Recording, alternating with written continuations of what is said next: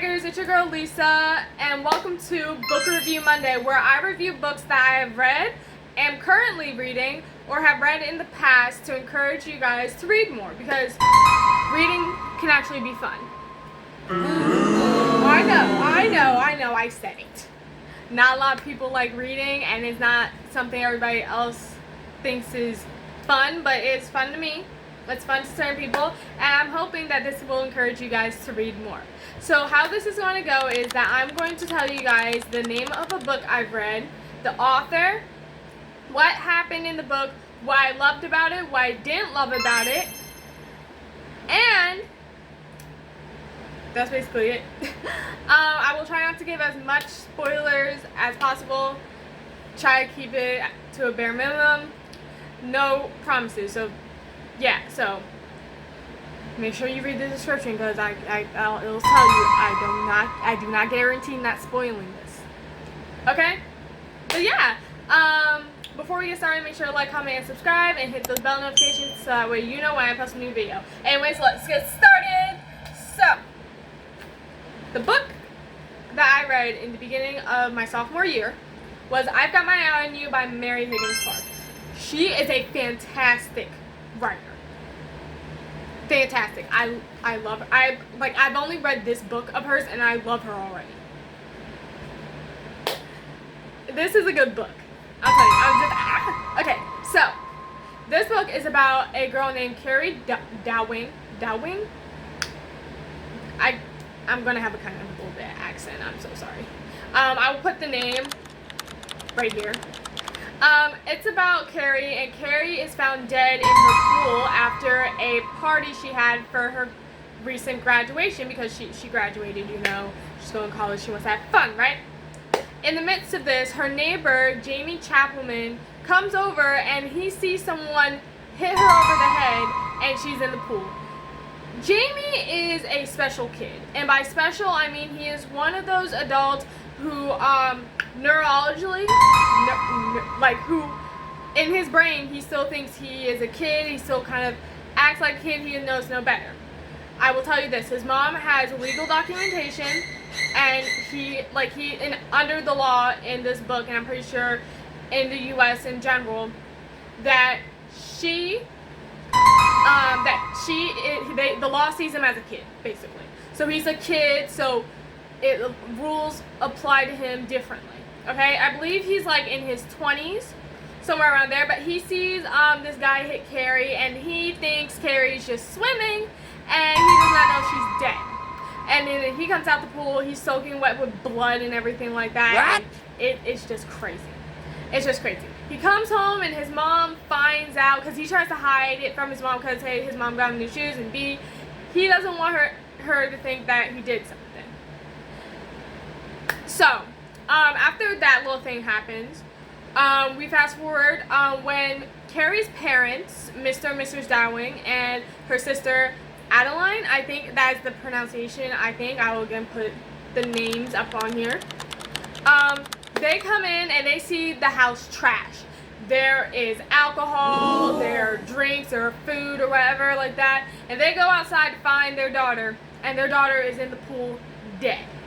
Obviously, they call 911, they call an ambulance, the ambulance gets there, they declare her dead. And then, I'm sorry, I really like this character. So then, they call in Special Homicide Unit, Mr. Michael Wilson, also goes by Mike for short. He comes in and he assesses everything. So I forget what the people are called, but I will guarantee you they will be up here. The people that are determining how she died, they determined that she was hit by a golf club in the head and ended up dying. And it was a big whack. So that's that puts everybody on edge. So the family's obviously upset. Her sister's upset. It's a mess, right? So then they're trying to figure out who it is. So their first suspect is Alan Crowley. Again, I will put his name and his parents' names up there. They believe he did it because Alan was Kerry's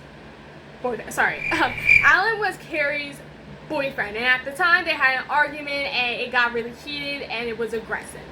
So what happened was that they argued and he left, right? He left the party, and then he came back and he was talking to Kerry, and they see this on like security cameras or whatever. They talk to him, or like I think it's either security cameras or witnesses, either or. They see him, right? They see him talking to her while she's like cleaning up everything. And then I believe he leaves afterwards, but I think he's a suspect because he's very aggressive. He kind of controls her a little bit, and she kind of, I think from based off what I'm remembering, she did not want to be in that relationship anymore because of course he's going to be on edge and everything like that. So they put him as a first suspect. So when he finds out that his girlfriend's dead, he's obviously crying and bawling, and obviously the cops show up, and I mean they take everything. They take his phone, his laptop, his clothes that he worn from that night or whatever, right? And they're just investigating him, right?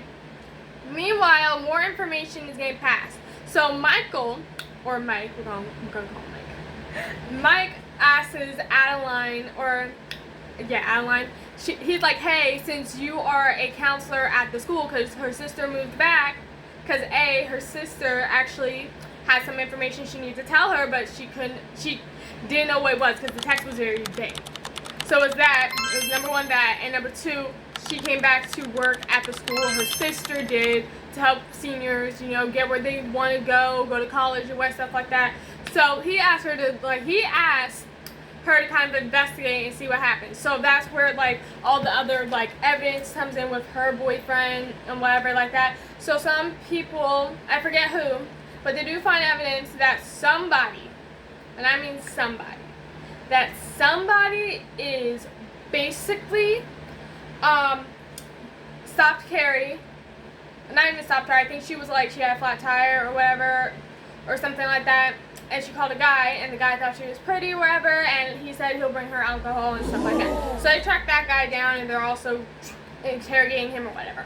Mind you, Jamie, who is very important, Jamie is Jamie's mom is trying to figure out what happened. She's talking to Jamie. And the fact is, since Jamie is still in that mindset that I'm still a kid type of way, he's kind of showing kid tendencies about how stuff is. So he's explaining to his mom what happened, and he says the word that Kerry was hit by a big guy. And following that, his dad apparently used to call him a big big guy. So her fear is that if the cops, which they do come and talk to Jamie, is that they'll misinterpret that, because Jamie will say that, and they'll misinterpret it thinking that he's calling himself the big guy and he's the one that hurt Kerry, when that is not the case at all. So his mom is doing everything in her power to kind of not let the cops be anywhere near him without her permission. That obviously did not happen at all. The cops, specifically Mike, he gets alone time with him, and apparently it's a whole thing, It's a whole thing. So now it's a big thing. So now they took the stuff Jamie was wearing, and his mom was smart. She washed the blood off before she did anything. Now y'all could say that's temporary evidence. I'm saying she's protecting her kid, who is in a mindset that I'm a kid and I don't comprehend certain things as well as adults my age. So then what happens after that is that obviously Alan's on line and everything, and everybody is just labeling him as the murderer. And Jamie is actively saying he did not kill her. He kissed Kerry and walked away. He actively keeps saying this all the time, and eventually it gets to the police and the cops or whatever like that, but it also puts Jamie in a situation where he is also being accused of it too.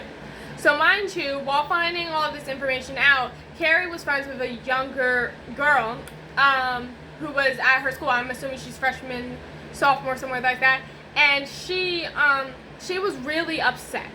Really upset. So my interpretation was that something was going on at home, and I thought that her mom's new husband was doing stuff he wasn't supposed to with her. And I got really like, I'm like, oh my god. I'm like, oh my god, no, this cannot be happening. Oh my goodness. Like, I think there's something going on. So, plot twist. What actually happened is that, prior to this, Kerry is going, kind of like on dates with Mike, and she's kind of like, they're talking about the case wherever they gradually get close. Me as a person, because the way they describe Mike is like, the way I interpret him, he was tall, kind of had like some stubble, yeah, eyebrow piercing, very hot Caucasian man, very hot. I obviously, because of that interpretation in my mind, I got a little jealous because the way they described him is like, oh my god, no, like, no, please, but like, no, it is what it is, whatever. But Kerry, right? Sorry. So they talk, right? And then another guy who I believe played for either their softball or lacrosse team or whatever, right? Scott Kimball. I thought it was Campbell. It's Kimball. He's talking to Kerry. He's gradually getting closer, however.